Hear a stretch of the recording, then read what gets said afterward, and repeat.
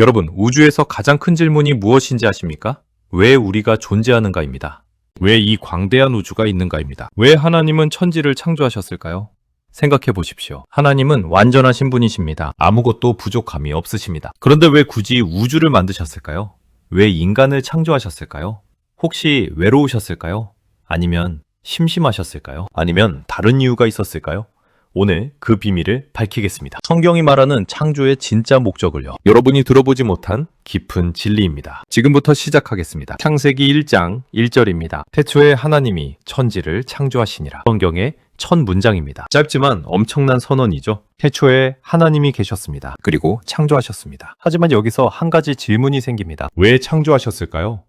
성경은 그 이유를 직접적으로 말하지 않습니다. 하지만 창조 과정을 자세히 보면 힌트가 있습니다. 창세기 1장을 함께 살펴보겠습니다. 첫째 날, 하나님이 빛을 창조하셨습니다. 빛이 있으라 하심에 빛이 있었고, 그리고 하나님이 보시기에 좋았습니다. 둘째 날, 궁창을 만드셨습니다. 물 위의 궁창과 물 아래의 궁창을요. 셋째 날, 땅과 바다를 나누셨습니다. 그리고 식물을 창조하셨습니다. 풀과 나무가 자라게 하셨죠. 하나님이 보시기에 좋았습니다. 넷째 날, 해와 달과 별들을 만드셨습니다. 낮과 밤을 주관하게 하셨습니다. 하나님이 보시기에 좋았습니다. 다섯째 날, 물고기와 새를 창조하셨습니다. 바다의 생물과 하늘의 새들을요. 하나님이 보시기에 좋았습니다. 여섯째 날, 땅의 동물들을 만드셨습니다. 가축과 기는 것과 땅의 짐승을요. 하나님이 보시기에 좋았습니다. 여기서 반복되는 표현이 보이십니까? 하나님이 보시기에 좋았더라. 히브리어로 토브입니다. 좋다, 아름답다, 완전하다는 뜻이죠. 하나님은 창조하시고 만족하셨습니다. 기뻐하셨습니다. 그런데 여섯째 날에 특별한 일이 일어납니다. 창세기 1장 26절입니다. 하나님이 이르시되 우리의 형상을 따라 우리의 모양대로 우리가 사람을 만들고. 잠깐 멈추겠습니다. 지금까지 하나님은 있으라고 말씀하셨습니다. 빛이 있으라, 궁창이 있으라. 그러면 그대로 되었습니다. 하지만 사람을 만드실 때는 다릅니다. 우리가 사람을 만들고 계획하십니다. 상의하십니다. 신중하십니다. 왜 그러셨을까요? 인간이 특별하기 때문입니다. 다른 피조물과 완전히 다릅니다. 창세기 1장 27절입니다. 하나님이 자기 형상, 곧 하나님의 형상대로 사람을 창조하시되 남자와 여자를 창조하시고 하나님의 형상대로 만드셨습니다. 무슨 뜻일까요? 하나님의 형상, 히브리어로 첼렘입니다. 이것은 단순히 외모를 말하는 게 아닙니다. 하나님은 영이시니까요. 하나님의 형상은 하나님의 성품을 말합니다. 하나님의 특성을요. 어떤 특성일까요? 첫째, 인격입니다. 하나님은 인격적인 분이십니다. 생각하시고, 느끼시고, 의지하십니다. 인간도 마찬가지입니다. 둘째, 창조성입니다. 하나님은 창조하십니다. 인간도 창조합니다. 예술을, 음악을, 문학을, 기술을요. 셋째, 도덕성입니다. 하나님은 선과 악을 구분하십니다. 인간도 양심이 있습니다. 옳고 그름을 압니다. 넷째, 관계성입니다. 하나님은 삼위일체이십니다. 성부, 성자, 성령이 완벽한 관계 속에 계십니다. 인간도 관계를 갈망합니다. 다섯째, 영원성입니다. 하나님은 영원하십니다. 인간의 영혼도 영원합니다. 이 모든 것이 하나님의 형상입니다. 그런데 중요한 질문이 있습니다. 하나님은 왜 자신의 형상대로 인간을 만드셨을까요? 창세기 1장 28절을 보십시오. 하나님이 그들에게 복을 주시며 하나님이 그들에게 이르시되 생육하고 번성하여 땅에 충만하라. 땅을 정복하라. 바다의 물고기와 하늘의 새와 땅에 움직이는 모든 생물을 다스리라 하시니라. 하나님이 인간에게 사명을 주셨습니다. 생육하고 번성하고 충만하고 정복하고 다스리라고요. 이것이 무엇입니까? 창조 세계를 관리하라는 것입니다. 하나님을 대신해서 다스리라는 겁니다. 인간은 하나님의 대리자입니다. 하나님의 청직입니다. 하지만 여전히 질문이 남습니다. 왜 하나님은 대리자가 필요하셨을까요? 하나님이 직접 다스리시면 안 됐을까요? 여기서 우리는 더 깊은 진리를 발견하게 됩니다. 창세기 2장을 보십시오. 여기서는 인간 창조를 더 자세히 설명합니다. 창세기 2장 7절입니다. 여호와 하나님이 땅의 흙으로 사람을 지으시고 생기를 그 코에 불어넣으시니 사람이 생령이 되니라. 놀라운 장면입니다. 하나님이 직접 손으로 흙을 빚으셨습니다. 도예가가 진흙으로 그릇을 빚듯이요. 아버지가 모래성을 쌓듯이요. 그리고 생기를 불어넣으셨습니다. 입과 입이 맞닿을 정도로 가까이 계셨습니다. 친밀한 행위였습니다. 여기서 하나님의 마음이 보입니다. 하나님입니다. 하나님은 인간을 사랑하시기 위해 창조하셨습니다. 생각해 보십시오. 하나님은 완전하신 분이십니다. 삼위일체 안에서 완벽한 사랑의 관계를 누리십니다. 성부가 성자를 사랑하시고 성자가 성부를 사랑하시고 성령 안에서 하나 되십니다. 하나님은 외롭지 않으십니다. 부족함이 없으십니다. 그런데 창조하셨습니다. 왜일까요? 사랑은 나누고 싶어 하기 때문입니다. 사랑은 확장되고 싶어 합니다. 부모를 생각해 보십시오. 사랑하는 부부가 있습니다. 서로 사랑합니다. 완전히 만족합니다. 그런데 아이를 갖고 싶어 합니다. 왜 그럴까요? 불편해질 텐데요. 밤잠을 설칠 텐데요. 돈도 많이 들 텐데요. 그럼에도 원합니다. 왜일까요? 사랑을 나누고 싶기 때문입니다. 더 많은 사랑의 관계를 원하기 때문입니다. 하나님도 마찬가지이십니다. 하나님의 사랑이 너무 크십니다. 너무 풍성하십니다. 그 사랑을 나누고 싶으셨습니다. 그래서 창조하신 겁니다. 우주를요? 인간을요? 사랑의 대상을 만드신 겁니다. 에베소서 1장 4절과 5절입니다. 곧 창세전에 그리스도 안에서 우리를 택하사 우리로 사랑 안에서 그 앞에 거룩하고 흠이 없게 하시려고 그 기쁘신 뜻대로 우리를 예정하사 예수 그리스도로 말미암아 자기의 아들들이 되게 하셨으니 창세전에 이미 계획하셨습니다. 우리를 사랑하시기로요. 우리를 자녀 삼으시기로요. 이것이 창조의 목적입니다. 요한일서 4장 8절입니다. 하나님은 사랑이시라. 하나님의 본질이 사랑입니다. 하나님은 사랑 그 자체이십니다. 그리고 사랑은 대상이 필요합니다. 사랑할 누군가가 필요합니다. 하나님은 우리를 사랑하시기 위해 창조하셨습니다. 창세기 2장을 계속 보겠습니다. 하나님이 아담을 에덴 동산에 두셨습니다. 그리고 말씀하셨습니다. 동산 각종 나무의 열매는 네가 임의로 먹되 선악을 알게 하는 나무의 열매는 먹지 말라. 여기서 중요한 점이 있습니다. 하나님이 선택권을 주셨습니다. 로봇을 만들지 않으셨습니다. 자동으로 순종하는 존재를 만들지 않으셨습니다. 왜일까요? 진정한 사랑은 자유의지에서 나오기 때문입니다. 누군가를 조종해서 사랑하게 만들 수 있습니까?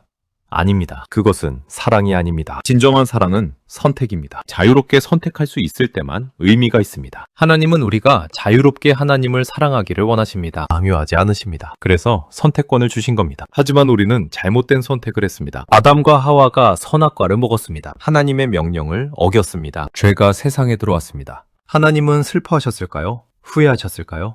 아닙니다. 하나님은 이미 알고 계셨습니다. 인간이 죄를 지을 것을요. 그런데도 창조하셨습니다. 왜일까요?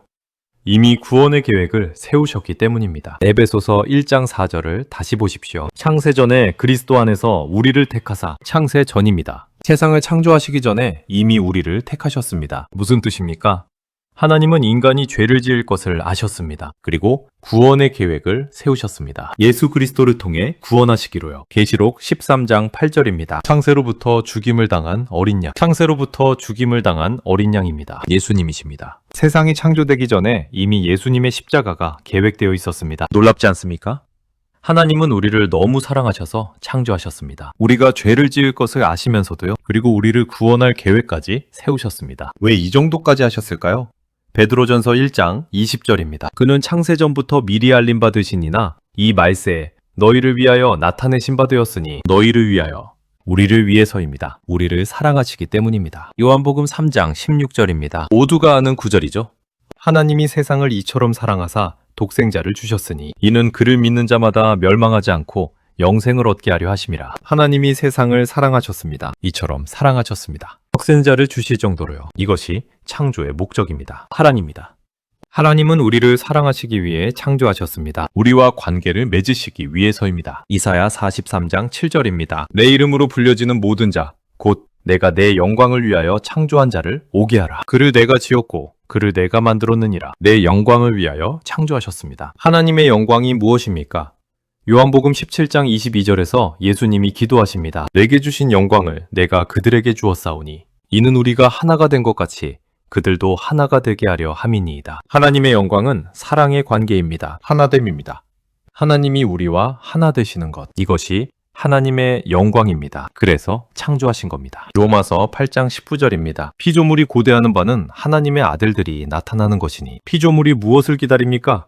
하나님의 아들들이 나타나는 것입니다. 우리가 하나님의 자녀가 되는 것, 이것이 창조의 목표입니다. 생각해 보십시오.